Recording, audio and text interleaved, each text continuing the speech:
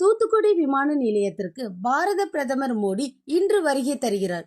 தமிழ்நாட்டில் இரண்டாவது பெரிய விமான நிலையமாக சர்வதேச தரத்தில் ரூபாய் 452 கோடி செலவில் தூத்துக்குடி விமான நிலையம் விரிவாக்கம் செய்யப்பட்டுள்ளது.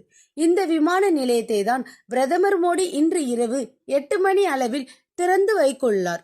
1992ஆம் ஆண்டு தூத்துக்குடியில் விமான நிலையம் 1350 மீட்டர் ஓடுதளத்தின் சிறிய விமான நிலையமாகும். கடந்த சில ஆண்டுகளுக்கு முன்பு 672 ஏக்கர் நிலத்தை ஒதுக்கி 452 கோடி செலவில் விமான நிலையம் விரிவாக்கம் படுத்தப்பட்டுள்ளது.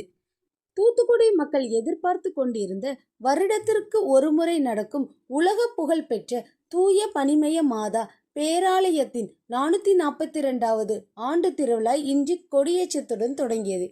கடற்கரை சாலையில் அமைந்துள்ள இக்கோவில் ஆகஸ்ட் 5ஆம் தேதி வரை 10 நாள் திருவிழாக நடைபெறும். 10வது திருவிழாவின் போது தூத்துக்குடிக்கு உள்ளூர் விடுமுறையாக தூத்துக்குடி மாவட்ட ஆட்சியர் அறிவித்துள்ளார். நன்றி.